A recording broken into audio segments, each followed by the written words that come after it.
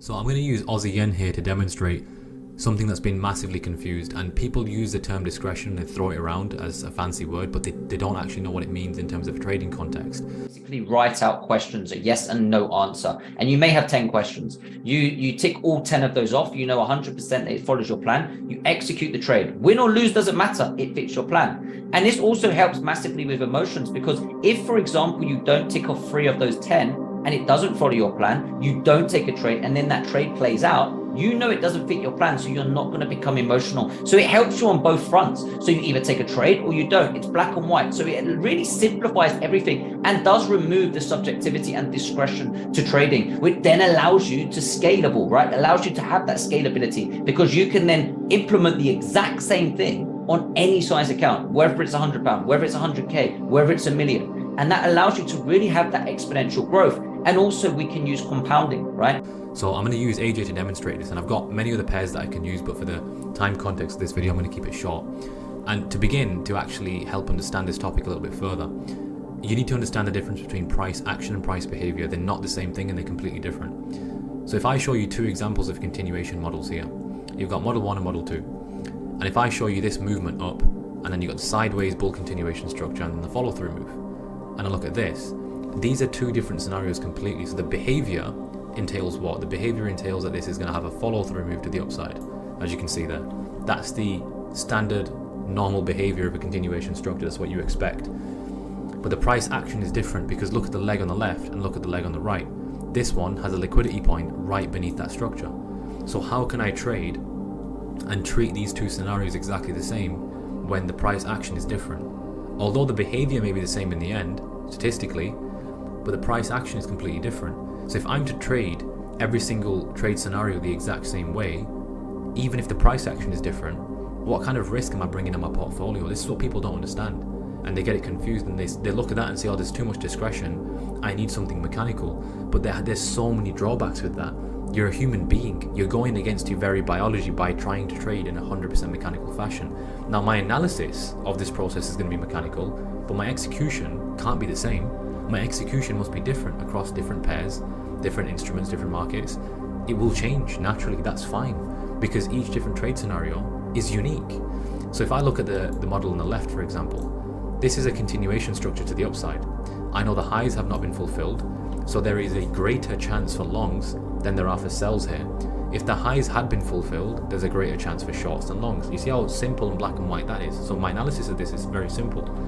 And then I can also see that this is not responded to this area in the form of a bull continuation structure. So now the chances of shorts are getting lower and lower. However, there's not an absolute chance for long. So see what I've said there? Imagine a seesaw, and you've got longs here and you've got shorts there as an example. The seesaw is more weighted on the side of the longs now than it is shorts.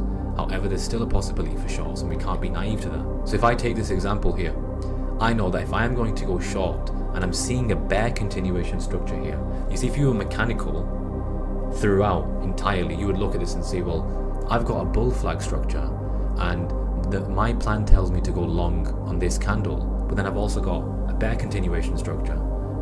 So you'd get confused and you'd sit there and think, oh, this is too much discretion. How can I look at that and not be confused? But you will, because I have a greater understanding of the strategy. So this is about practice, it's about repetition. I understand the strategy better, which is why I won't get confused.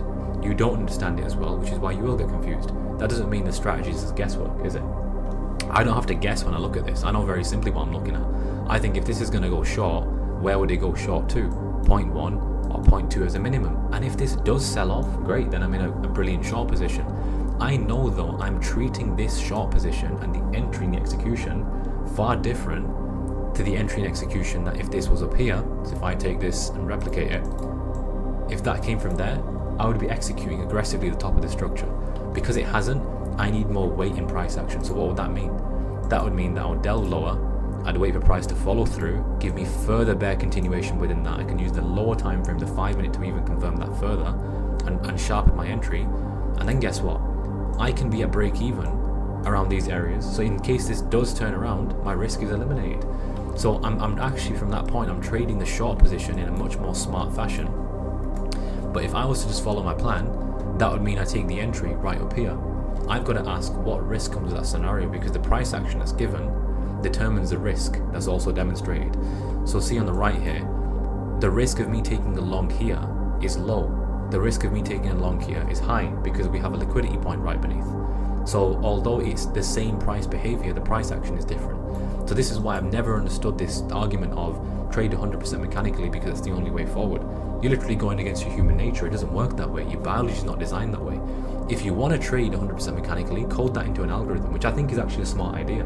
Because if you want to generate passive return 30 to 40% a year on $1 million, that's actually good. That's really good. You're generating 3 to 400k. Even if it's less than that, whatever. If you want to make passive return, code that into an algorithm and limit that to 1 or 2 markets, because you cannot trade with the same rules mechanically every single market and treat every single situation the same. I know my analysis process, because the way that we trade, like I said, we can trade any market, any instrument, FX, commodities, indices, stocks, futures, anything. My analysis process is going to be mechanical, but my actual execution is going to change. So if I'm trying to code the same 100% mechanical execution into every single trade scenario, I would lose a lot of money. That's why if I was to code an algorithm myself, not that I'm an IT expert, but if I was to do that, I would limit it to one particular pair where I understand that behavior very, very well, and I would code one particular type of execution or two at certain points in the market, and that would make sense for me. But why are you trying to emulate the behavior of an algorithm when you're a human being? It makes no sense. It's like a dog trying to be a cat. It's never going to work. So it's ironic to me because the way that we analyze, the way that we break down a pair from top to bottom, whatever market it may be in, is very mechanical. But our execution may change based on the trade scenario. So hopefully that squashes that completely for you, that discretionary does not mean that you're guessing, right? If you're guessing, that means you don't know your strategy well enough.